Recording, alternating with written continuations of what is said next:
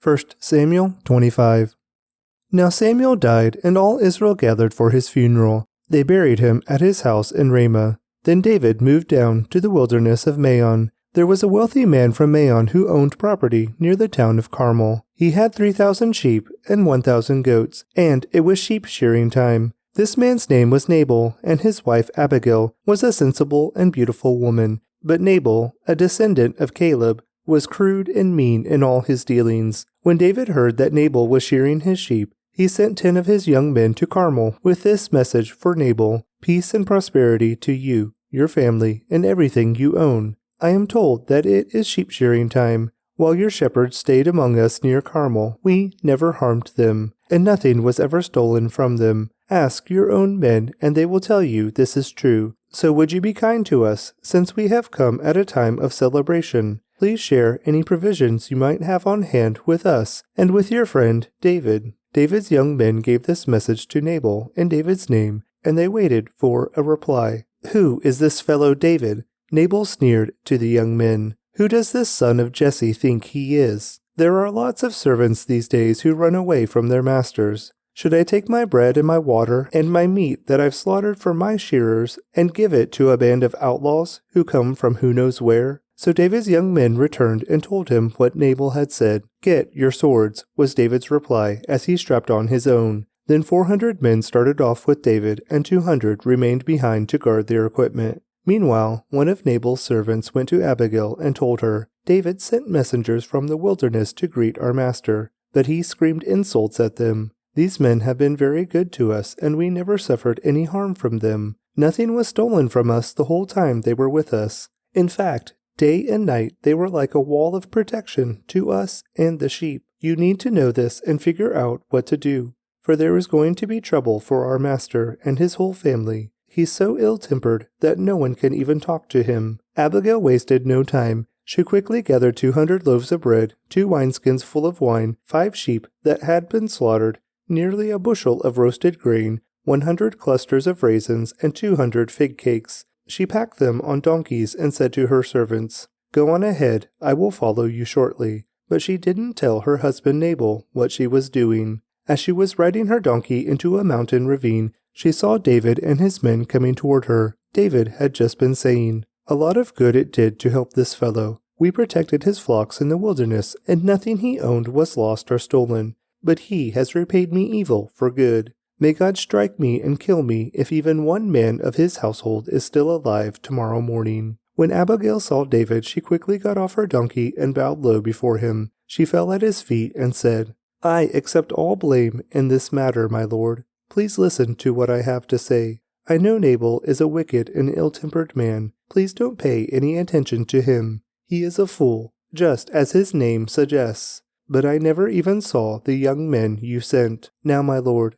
as surely as the Lord lives and you yourself live, since the Lord has kept you from murdering and taking vengeance into your own hands, let all your enemies and those who try to harm you be as cursed as Nabal is. And here is a present that I, your servant, have brought to you and your young men. Please forgive me if I have offended you in any way. The Lord will surely reward you with a lasting dynasty, for you are fighting the Lord's battles, and you have not done wrong throughout your entire life. Even when you are chased by those who seek to kill you, your life is safe in the care of the Lord your God, secure in his treasure pouch.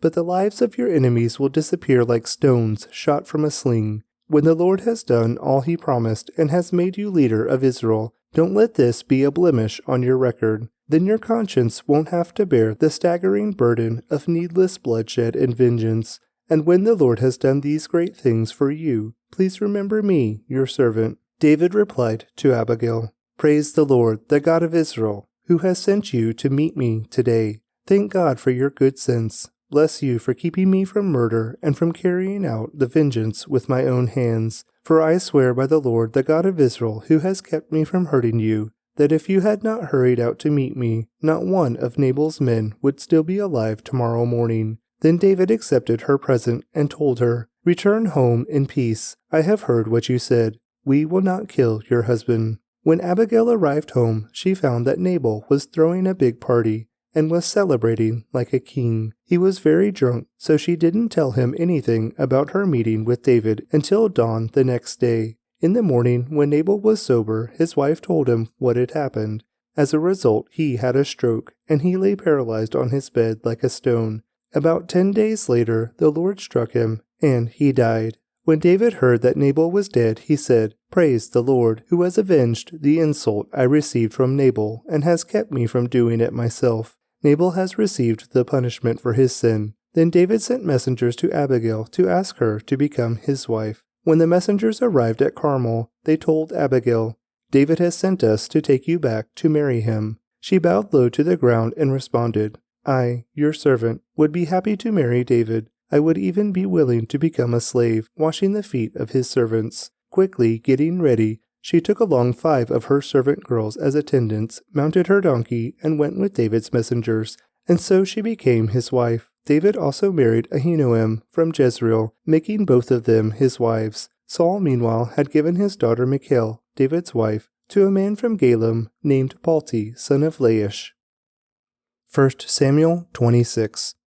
Now some men from Ziph came to Saul at Gibeah to tell him, "David is hiding on the hill of Hakilah, which overlooks Jeshimon." So Saul took 3,000 of Israel's elite troops and went to hunt him down in the wilderness of Ziph. Saul camped along the road beside the hill of Hakilah near Jeshimon, where David was hiding. When David learned that Saul had come after him into the wilderness, he sent out spies to verify the report of Saul's arrival. David slipped over to Saul's camp one night to look around. Saul and Abner, son of Ner, the commander of his army, were sleeping inside a ring formed by the slumbering warriors. "Who will volunteer to go in there with me?" David asked Ahimelech the Hittite and Abishai, son of Zeruiah, Joab's brother. "I'll go with you," Abishai replied. So David and Abishai went right into Saul's camp and found him asleep, with his spear stuck in the ground beside his head. Abner and the soldiers were lying asleep around him. "God has surely handed your enemy over to you this time," Abishai whispered to David. "Let me pin him to the ground with one thrust of the spear. I won't need to strike twice." "No," David said. "Don't kill him, for who can remain innocent after attacking the Lord's anointed one? Surely the Lord will strike Saul down some day, or he will die of old age or in battle. The Lord forbid that I should kill the one he has anointed. But take his spear and that jug of water beside his head, and then let's get out of here." So David took the spear and jug of water that were near Saul's head. Then he and Abishai got away without anyone seeing them or even waking up, because the Lord had put Saul's men into a deep sleep. David climbed the hill opposite the camp until he was at a safe distance. Then he shouted down to the soldiers and to Abner, son of Ner, "Wake up, Abner." "Who is it?" Abner demanded. "Well, Abner, you're a great man, aren't you?" David taunted. "Where in all Israel is there anyone as mighty? So why haven't you guarded your master the king when someone came to kill him? This isn't good at all. I swear by the Lord that you and your men deserve to die, because you failed to protect your master, the Lord's anointed. Look around. Where are the king's spear and the jug of water that were beside his head?" Saul recognized David's voice and called out, "Is that you, my son David?" And David replied, "Yes, my lord the king. Why are you chasing me? What have I done? What is my crime? But now let my lord the king listen to his servant. If the Lord has stirred you up against me, then let him accept my offering. But if this is simply a human scheme, then may those involved be cursed by the Lord. For they have driven me from my home, so I can no longer live among the Lord's people. And they have said, 'Go, worship pagan gods.' Must I die on foreign soil, far from the presence of the Lord? Why has the king of Israel come out to search for a single flea? Why does he hunt me down like a partridge on the mountains?" Then Saul confessed, "I have sinned. Come back home, my son, and I will no longer try to harm you, for you valued my life today. I have been a fool and very, very wrong." "Here is your spear, O king," David replied. "Let one of your young men come over and get it.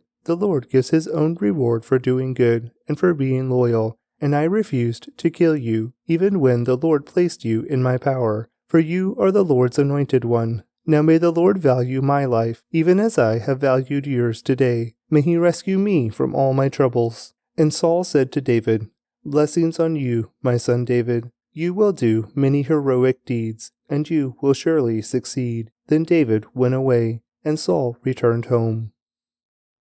1 Samuel 27. But David kept thinking to himself, "Someday Saul is going to get me. The best thing I can do is escape to the Philistines. Then Saul will stop hunting for me in Israelite territory, and I will finally be safe." So David took 600 men and went over and joined Achish, son of Maoch, the king of Gath. David and his men and their families settled there with Achish at Gath. David brought his 2 wives along with him, Ahinoam from Jezreel and Abigail, Nabal's widow from Carmel. Word soon reached Saul that David had fled to Gath, so he stopped hunting for him. One day David said to Achish, "If it is all right with you, we would rather live in one of the country towns instead of here in the royal city." So Achish gave him the town of Ziklag, which still belongs to the kings of Judah to this day, and they lived there among the Philistines for a year and 4 months. David and his men spent their time raiding the Geshurites, the Girzites, and the Amalekites, people who had lived near Shur, toward the land of Egypt, since ancient times. David did not leave one person alive in the villages he attacked. He took the sheep, goats, cattle, donkeys, camels, and clothing before returning home to see King Achish. "Where did you make your raid today?" Achish would ask, and David would reply, "Against the south of Judah, the Jerahmeelites and the Kenites." No one was left alive to come to Gath and tell where he had really been. This happened again and again while he was living among the Philistines. Achish believed David and thought to himself, "By now the people of Israel must hate him bitterly. Now he will have to stay here and serve me forever." 1 Samuel 28. About that time the Philistines mustered their armies for another war with Israel. King Achish told David, "You and your men will be expected to join me in battle." "Very well," David agreed. "Now you will see for yourself what we can do." Then Achish told David, "I will make you my personal bodyguard for life." Meanwhile, Samuel had died, and all Israel had mourned for him. He was buried in Ramah, his hometown, and Saul had banned from the land of Israel all mediums and those who consult the spirits of the dead. The Philistines set up their camp at Shunem, and Saul gathered all the army of Israel and camped at Gilboa. When Saul saw the vast Philistine army, he became frantic with fear. He asked the Lord what he should do, but the Lord refused to answer him, either by dreams or by sacred laws or by the prophets. Saul then said to his advisers, "Find a woman who is a medium, so I can go and ask her what to do."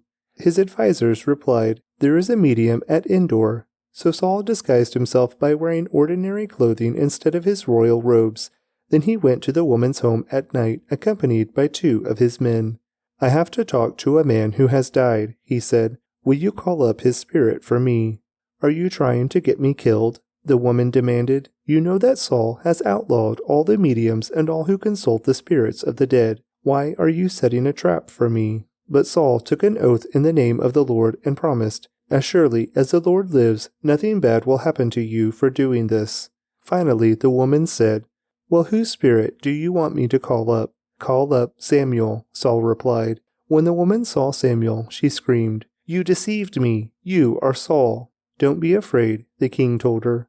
"What do you see?" "I see a god coming up out of the earth," she said. "What does he look like?" Saul asked. "He is an old man wrapped in a robe," she replied. Saul realized it was Samuel, and he fell to the ground before him. "Why have you disturbed me by calling me back?" Samuel asked Saul. "Because I am in deep trouble," Saul replied. "The Philistines are at war with me, and God has left me and won't reply by prophets or dreams. So I have called for you to tell me what to do." But Samuel replied, "Why ask me, since the Lord has left you and has become your enemy? The Lord has done just as he said he would.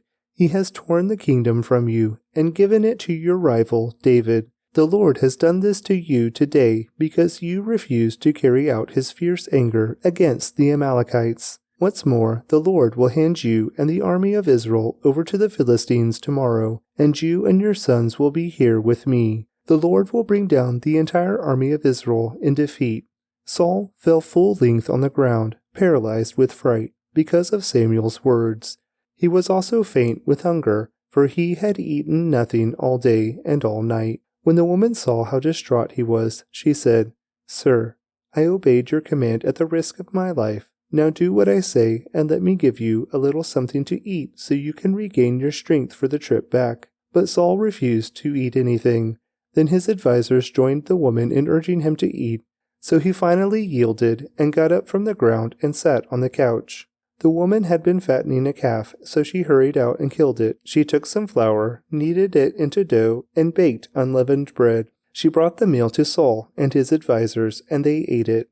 Then they went out into the night. John 19.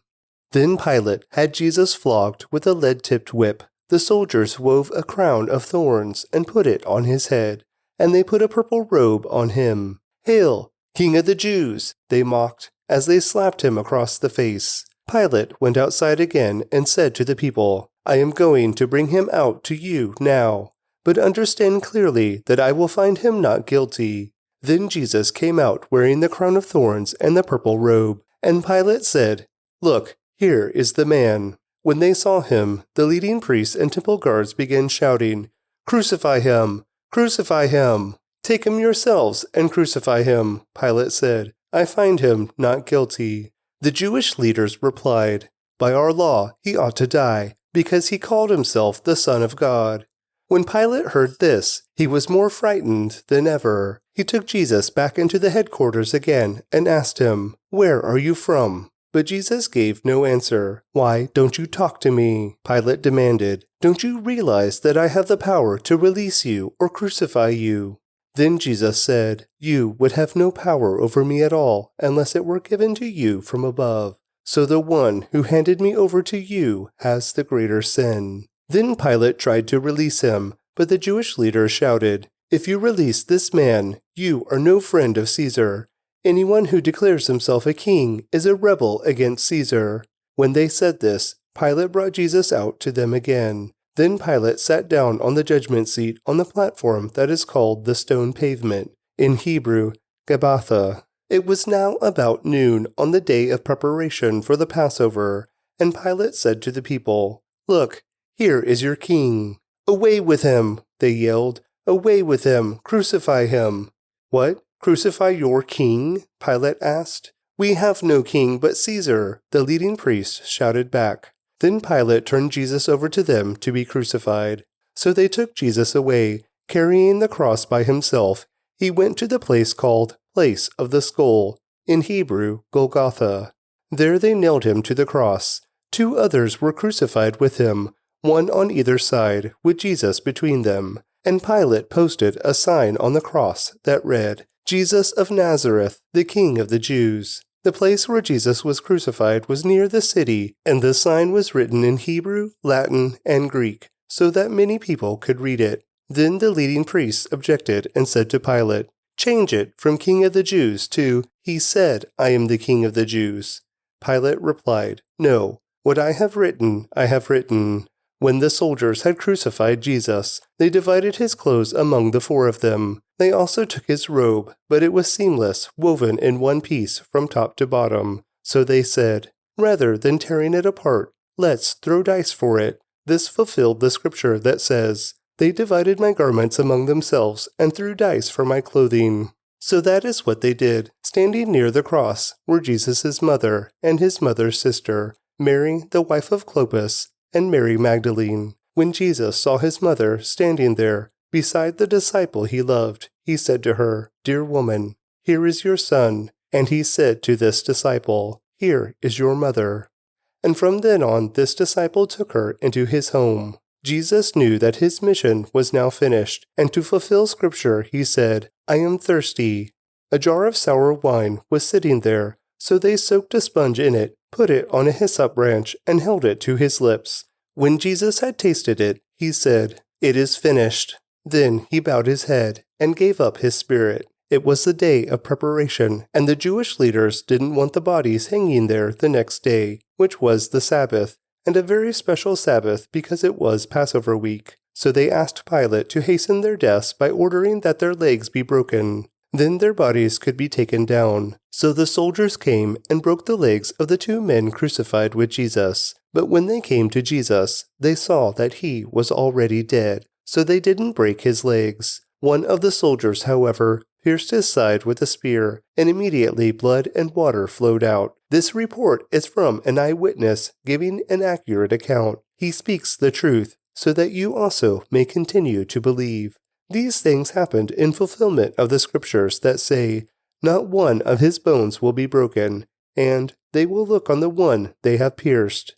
Afterward, Joseph of Arimathea, who had been a secret disciple of Jesus because he feared the Jewish leaders, asked Pilate for permission to take down Jesus' body. When Pilate gave permission, Joseph came and took the body away. With him came Nicodemus, the man who had come to Jesus at night. He brought about 75 pounds of perfumed ointment made from myrrh and aloes. Following Jewish burial customs, they wrapped Jesus' body with the spices in long sheets of linen cloth. The place of crucifixion was near a garden, where there was a new tomb, never used before. And so, because it was the day of preparation for the Jewish Passover, and since the tomb was close at hand, they laid Jesus there. Proverbs 25. These are more Proverbs of Solomon, collected by the advisors of King Hezekiah of Judah. It is God's privilege to conceal things and the king's privilege to discover them. No one can comprehend the height of heaven, the depth of the earth, or all that goes on in the king's mind. Remove the impurities from silver, and the sterling will be ready for the silversmith. Remove the wicked from the king's court, and his reign will be made secure by justice. Don't demand an audience with the king, or push for a place among the great. It is better to wait for an invitation to the head of the table than to be sent away in public disgrace. Just because you've seen something, don't be in a hurry to go to court. For what will you do in the end if your neighbor deals you a shameful defeat? When arguing with your neighbor, don't betray another person's secret. Others may accuse you of gossip, and you will never regain your good reputation. Timely advice is lovely, like golden apples in a silver basket. To one who listens, valid criticism is like a gold earring or other gold jewelry. Trustworthy messengers refresh, like snow in summer. They revive the spirit of their employer. A person who promises a gift but doesn't give it is like clouds and wind that bring no rain. Patience can persuade a prince, and soft speech can break bones. Do you like honey? Don't eat too much, or it will make you sick. Don't visit your neighbors too often, or you will wear out your welcome. Telling lies about others is as harmful as hitting them with an axe, wounding them with a sword, or shooting them with a sharp arrow. Putting confidence in an unreliable person in times of trouble is like chewing with a broken tooth or walking on a lame foot. Singing cheerful songs to a person with a heavy heart is like taking someone's coat in cold weather or pouring vinegar in a wound. If your enemies are hungry, give them food to eat. If they are thirsty, give them water to drink. You will heap burning coals of shame on their heads, and the Lord will reward you. As surely as a north wind brings rain, so a gossiping tongue causes anger. It's better to live alone in the corner of an attic than with a quarrelsome wife in a lovely home. Good news from far away is like cold water to the thirsty. If the godly give in to the wicked, it's like polluting a fountain or muddying a spring. It's not good to eat too much honey, and it's not good to seek honors for yourself. A person without self-control is like a city with broken-down walls. Psalm 87. A Song. A psalm of the descendants of Korah. On the holy mountain stands the city founded by the Lord. He loves the city of Jerusalem more than any other city in Israel. O city of God, what glorious things are said of you. Interlude. I will count Egypt and Babylon among those who know me. Also Philistia and Tyre, and even distant Ethiopia. They have all become citizens of Jerusalem. Regarding Jerusalem, it will be said, everyone enjoys the rights of citizenship there, and the Most High will personally bless this city. When the Lord registers the nations, he will say, they have all become citizens of Jerusalem. Interlude. The people will play flutes and sing, the source of my life springs from Jerusalem.